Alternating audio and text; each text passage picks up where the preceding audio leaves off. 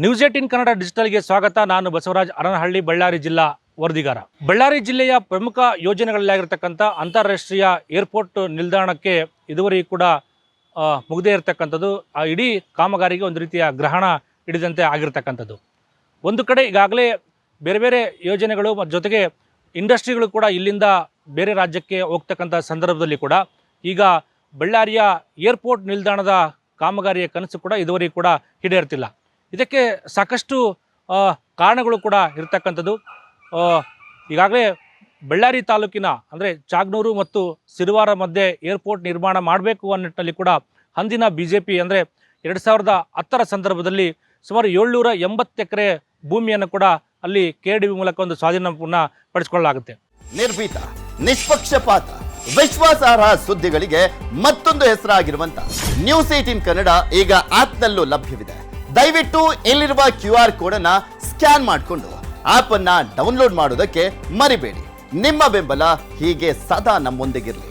ಧನ್ಯವಾದ. ಆದರೆ ಸಾಕಷ್ಟು ರೈತರು ಇದು ಫಲವತ್ತಾದ ಭೂಮಿಯಾಗಿರ್ತಕ್ಕಂಥ ಹಿನ್ನೆಲೆಯಲ್ಲಿ ಈ ಭಾಗದಲ್ಲಿ ಏರ್ಪೋರ್ಟ್ ನಿರ್ಮಾಣ ಮಾಡಲೇಬಾರದು ಅನ್ನೋ ನಿಟ್ಟಿನಲ್ಲಿ ಕೂಡ ನಿರಂತರವಾದಂಥ ಹೋರಾಟಗಳನ್ನು ಕೂಡ ಮಾಡಿಕೊಂಡು ಬಂದಿರತಕ್ಕಂಥದ್ದು ಕೂಡ ಎಲ್ಲರಿಗೂ ಗೊತ್ತಿರತಕ್ಕಂಥ ವಿಚಾರ. ಈಗಲೂ ಕೂಡ ಇನ್ನೂ ಈ ನ್ಯಾಯಾಲಯದಲ್ಲಿ ಹೋರಾಟ ಮುಂದುವರೆದಿರ್ತಕ್ಕಂಥದ್ದು. ಸುಮಾರು 23 ರೈತರು ಕೂಡ ಇಲ್ಲಿ ಏರ್ಪೋರ್ಟ್ ನಿರ್ಮಾಣ ಮಾಡಬಾರ್ದು, ಇದು ಫಲವತ್ತಾದ ಭೂಮಿ, ಇದು ರೈತರಿಗೆ ಮೀಸಲಿಡಬೇಕು ಅನ್ನೋ ನಿಟ್ಟಿನಲ್ಲಿ ಕೂಡ ಇನ್ನೂ ನ್ಯಾಯಾಲಯದಲ್ಲಿ ಹೋರಾಟ ಮಾಡ್ತಿರ್ತಕ್ಕಂಥದ್ದು. ಇನ್ನು ಈ ಪ್ರಕರಣ ಹೈಕೋರ್ಟ್ ಹಂತದ, ಧಾರವಾಡ ಹೈಕೋರ್ಟ್ ಹಂತದಲ್ಲಿ ಇರ್ತಕ್ಕಂಥದ್ದು. ಮತ್ತೊಂದು ಕಡೆ ಬಳ್ಳಾರಿಯ ಏರ್ಪೋರ್ಟು ಈ ಒಂದು ಭಾಗದಲ್ಲಿ ನಿರ್ಮಾಣ ಆಗಬೇಕು ಅನ್ನೋ ನಿಟ್ಟಿನಲ್ಲಿ ಕೂಡ ಅಂದಿನ 2010ರ ಸಂದರ್ಭದಲ್ಲಿ BJP ಸರ್ಕಾರ, ಅದರಲ್ಲೂ ವಿಶೇಷವಾಗಿ ಆಗಿನ ಜಿಲ್ಲಾ ಉಸ್ತುವಾರಿ ಸಚಿವರಾಗಿರ್ತಕ್ಕಂಥ ಜನಾರ್ದನ್ ರೆಡ್ಡಿ ಅವರು, ಅಂದರೆ ಬಳ್ಳಾರಿಯಲ್ಲಿ ಯಾವಾಗ ಒಂದು ಅತಿ ಹೆಚ್ಚು ಅದಿರು ಉತ್ಪಾದನೆ ಆಗ್ತಕ್ಕಂಥ ಜಿಲ್ಲೆ ಇರ್ತಕ್ಕಂಥ ಹಿನ್ನೆಲೆಯಲ್ಲಿ ಇಲ್ಲಿ ಒಂದು ರೀತಿಯಲ್ಲಿ ಸ್ಟೀಲ್ ಉತ್ಪಾದನೆಗೆ ಹೆಚ್ಚು ಕಾರ್ಖಾನೆಗಳು ಬರ್ತವೆ. ಆ ನಿಟ್ಟಿನಲ್ಲಿ ಕೂಡ ಈ ಭಾಗದಲ್ಲಿ ಒಂದು ಅಂತಾರಾಷ್ಟ್ರೀಯ ವಿಮಾನ ನಿಲ್ದಾಣ ಆಗಬೇಕು ಅನ್ನೋ ನಿಟ್ಟಿನಲ್ಲಿ ಕೂಡ ಆ ಸಂದರ್ಭದಲ್ಲಿ ಆ ಒಂದು KDB ಮೂಲಕ ಒಂದು ಭೂ ಸ್ವಾಧೀನ ಕೂಡ ಆಗುತ್ತೆ. ಆದರೆ ಇದುವರೆಗೂ ಕೂಡ ಇದು ಒಂದು ಕಡೆ ಈಗಾಗಲೇ ಕೆಲವು 780 ಎಕರೆ ಪೈಕಿ ಈಗ 23 ರೈತರು ಕೂಡ ನಿರಂತರವಾದಂಥ ಹೋರಾಟವನ್ನು ನ್ಯಾಯಾಲಯದಲ್ಲಿ ಮಾಡ್ಕೊಂಡು ಬರ್ತಕ್ಕಂಥದ್ದು. ನ್ಯಾಯಾಲಯದಲ್ಲಿ ಇದಕ್ಕೆ ತಡೆ ಇದೆ ಅನ್ನೋ ಮಾಹಿತಿ ಕೂಡ ಸಿಗ್ತಾ ಇದೆ.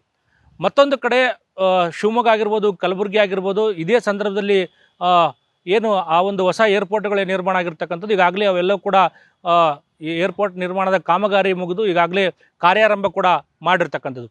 ಆದರೆ ಬಳ್ಳಾರಿ ವಿಚಾರಕ್ಕೆ ಬಂದಾಗ ಸರ್ಕಾರಗಳು ಬದಲಾಗ್ತಾ ಇದ್ದಾವೆ, ಆದರೆ ಇಲ್ಲಿನ ಜನಪ್ರತಿನಿಧಿಗಳು ಕೂಡ ಬದಲಾಗ್ತಾ ಇದ್ದಾರೆ, ಆದರೆ ಪಕ್ಷಗಳು ಬದಲಾಗ್ತಾ ಇದೆ ಇಲ್ಲಿನ.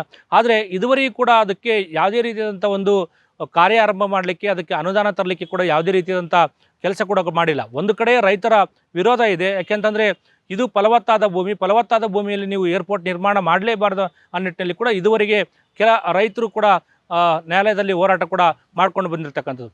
ಮತ್ತೊಂದು ಕಡೆ ಮಾಜಿ ಸಚಿವ ಜನಾರ್ದನ್ ರೆಡ್ಡಿ ಅವರು ಕೂಡ ಸರ್ಕಾರದ ಮೇಲೆ ಗಂಭೀರವಾದಂಥ ಆರೋಪವನ್ನು ಕೂಡ ಮಾಡ್ತಾ ಇದ್ದಾರೆ. ಯಾಕೆಂತಂದರೆ ಆ ಸಂದರ್ಭದಲ್ಲಿ ನಾವು ಪ್ರವಾಸೋದ್ಯಮ ಸಚಿವರಾಗಿರ್ತಕ್ಕಂಥ ಸಂದರ್ಭದಲ್ಲಿ ಘೋಷಣೆ ಮಾಡಿರ್ತಕ್ಕಂಥ ಏರ್ಪೋರ್ಟ್ ಎಲ್ಲವೂ ಕೂಡ ರಾಜ್ಯದಲ್ಲಿ ಕಾರ್ಯ ಮಾಡಿದ್ದಾವೆ, ಆದರೆ ಬಳ್ಳಾರಿಯಲ್ಲಿ ಸಾಧ್ಯ ಆಗ್ತಿಲ್ಲ. ಇದಕ್ಕೆ ರಾಜ್ಯ ಸರ್ಕಾರದ ಇಚ್ಛಾಶಕ್ತಿ ಕೊರತೆ ಇದೆ, ಅನುದಾನ ಕೂಡ ಬಿಡುಗಡೆ ಮಾಡ್ತಾ ಇಲ್ಲ ನಿಟ್ಟಲ್ಲಿ ಕೂಡ ಹೇಳ್ತಾ ಇರ್ತಕ್ಕಂಥದ್ದು. ನಾನು ಮೊನ್ನೆ ಸದನದಲ್ಲಿ ಬಳ್ಳಾರಿ ಏರ್ಪೋರ್ಟ್ ಬಗ್ಗೆ ಮಾತಾಡಿದ್ದು ಒಂದು ಕಡೆ, ಆದರೆ MB ಪಾಟೀಲ್ ಅವ್ರ ಹತ್ರ ನಾನು ಪರ್ಸನಲಾಗಿ ಕೂತ್ಕೊಂಡು ಅಸೆಂಬ್ಲಿಯಲ್ಲಿ ನಾನು ಏರ್ಪೋರ್ಟ್ ಬಗ್ಗೆ ಸಂತೋಷ್ ಲಾಡು ಮತ್ತು MB ಪಾಟೀಲ್ ಇಬ್ಬರನ್ನ ಕೂಡಿಸ್ಕೊಂಡು ಎರಡೂ ಕಡೆ ನಾನು ಕೂತ್ಕೊಂಡ್ಬಿಟ್ಟು ಅವರಿಗೆ ಮಾತಾಡಿದ್ದೆ. ನಾನು MB ಪಾಟೀಲ್ ಅವ್ರದ್ದು ಒಂದು ಸ್ಟೇಟ್ಮೆಂಟ್ ನಾನು ಪತ್ರಿಕೆಗಳಲ್ಲಿ ಓದಿದ್ದೆ. ನಾನು ಏನು ಅಂತಂದರೆ, ಇವಾಗಿರುವಂಥ ಏರ್ಪೋರ್ಟ್ ಜಾಗ ಏನಿದೆ ಅಲ್ಲಿಗಿಂತ ಕೂಡ ಹೊಸಪೇಟೆ ಬಳ್ಳಾರಿ ನಡುವೆ ಏರ್ಪೋರ್ಟ್ ಮಾಡಬೇಕು ಅನ್ನೋಂಥದ್ದು ಕೂಡ ಕೆಲವೊಬ್ಬರು ಮಾತಾಡ್ತಾ ಇದ್ದಾರೆ. ಆ ಕಾರಣಕ್ಕೋಸ್ಕರ ನಾವು ಸ್ವಲ್ಪ ಯೋಚನೆ ಮಾಡ್ತಾ ಇದ್ದೀವಿ ಅಂತೇಳಿ ನಮ್ಮಲ್ಲಿ ಇಲ್ಲೆಲ್ಲೋ ಬಳ್ಳಾರಿಗೂ ಹೊಸಪೇಟೆಗೂ ಬಂದಾಗ ಅವರು ಪ್ರೆಸ್ ಮೀಟಲ್ಲಿ ಹೇಳಿದ್ರು. ಅದನ್ನು ಒಂದು ವೇಳೆ ರಾಜ್ಯ ಸರ್ಕಾರ ಇಲ್ಲಿ ಏರ್ಪೋರ್ಟ್ ನಿರ್ಮಾಣ ಸಂಬಂಧಪಟ್ಟಂಗೆ ಒಂದು ಕೇಂದ್ರಕ್ಕೆ ಒಂದು ಪ್ರಸ್ತಾಪನ ಕಳಿಸಿದರೆ ಆ ಕೇಂದ್ರದಿಂದ ಅನುದಾನವನ್ನು ನಾವು ತಂದು ಏರ್ಪೋರ್ಟನ್ನು ನಿರ್ಮಾಣ ಮಾಡ್ಬೋದು ಅನ್ನೋ ನಿಟ್ಟಿನಲ್ಲಿ ಕೂಡ ಮಾಜಿ ಸಚಿವ ಜನಾರ್ದನ್ ರೆಡ್ಡಿ ಅವರು ಕೂಡ ಹೇಳ್ತಕ್ಕಂಥದ್ದು. ಆದರೆ ಮತ್ತೊಂದು ಕಡೆ ಇನ್ನೊಂದು ರಾಜ್ಯ ಸರ್ಕಾರ ಮತ್ತು ಇಲ್ಲಿ ಜನಾರ್ದನ್ ರೆಡ್ಡಿ ಅವರು ಹೇಳಿದ ಪ್ರಕಾರ ಬೇರೆ ಕಡೆ, ಅಂದರೆ ಬಳ್ಳಾರಿ, ಹೊಸಪೇಟೆ, ಸಂಡೂರು ಮಾರ್ಗ ಮಧ್ಯದಲ್ಲಿ ಏರ್ಪೋರ್ಟ್ ನಿರ್ಮಾಣ ಮಾಡಬೇಕು ಅನ್ನೋ ನಿಟ್ಟಿನಲ್ಲಿ ಕೂಡ ಮತ್ತೊಂದು ಪ್ರಸ್ತಾಪ ಕೂಡ ಸರ್ಕಾರ ಮಟ್ಟದ ಇದೆ ಅನ್ನೋ ಮಾಹಿತಿಯನ್ನು ಕೂಡ ಜನಾರ್ದನ್ ರೆಡ್ಡಿ ಅವರು ಕೂಡ ಹಂಚಿಕೊಂಡಿರ್ತಕ್ಕಂಥದ್ದು. ಈ ಹಿಂದೆ 2010ರ ಸಂದರ್ಭದಲ್ಲಿ ಕೂಡ ಏರ್ಪೋರ್ಟ್ ನಿರ್ಮಾಣ ಎಲ್ಲಿ ಮಾಡಬೇಕು ಅನ್ನೋ ನಿಟ್ಟಿನಲ್ಲಿ ಕೂಡ ಏರ್ಪೋರ್ಟ್ ಅಥಾರಿಟಿ ನಿರ್ಧಾರವನ್ನು ತೆಗೆದುಕೊಂಡಿರ್ತಕ್ಕಂಥದ್ದನ್ನು ಸಂಬಂಧಪಟ್ಟಂಗೆ ಜನಾರ್ದನ್ ರೆಡ್ಡಿ ಅವರು ಮಾಹಿತಿ ಹೇಳಿರ್ತಕ್ಕಂಥದ್ದು. ಆದರೆ ಇಲ್ಲಿ ಪ್ರಮುಖವಾಗಿ ಇದು ಫಲವತ್ತಾದ ಭೂಮಿ ಆಗಿರ್ತಕ್ಕಂಥ ಹಿನ್ನೆಲೆಯಲ್ಲಿ ಈ ಭಾಗದಲ್ಲಿ ಏರ್ಪೋರ್ಟ್ ನಿರ್ಮಾಣ ಮಾಡಬಾರ್ದು ಅನ್ನೋದಕ್ಕೂ ರೈತರ ಒಂದು ಬೇಡಿಕೆ ಕೂಡ ಆಗಿರ್ತಕ್ಕಂಥದ್ದು.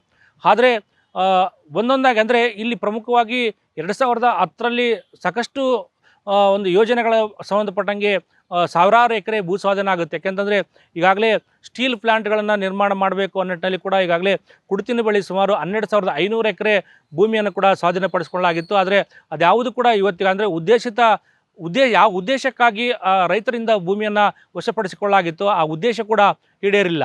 ಇಲ್ಲಿ ಕೂಡ ಏರ್ಪೋರ್ಟ್ ವಿಚಾರದಲ್ಲಿ ಕೂಡ ಇದುವರೆಗೂ ಕೂಡ ಯಾವುದೇ ಒಂದು ಪ್ರಗತಿಯನ್ನು ಕಾಣದೇ ಇರತಕ್ಕಂಥದ್ದು ಕೂಡ ಇಲ್ಲಿ ಗೊತ್ತಾಗುತ್ತೆ. ಯಾಕೆಂದರೆ ಕಳೆದ ಕೆಲ ವರ್ಷದಿಂದಗಳಷ್ಟೇ ಕಾಮಗಾರಿ ಆರಂಭ ಆಗಿತ್ತು. ಆ ಕಾಮಗಾರಿ ಅರ್ಧಕ್ಕೆ ಮೊಟಕುಗೊಳಿಸಿರ್ತಕ್ಕಂಥದ್ದು ಕೂಡ ಎಲ್ಲರಿಗೂ ಗೊತ್ತಿರತಕ್ಕಂಥದ್ದು.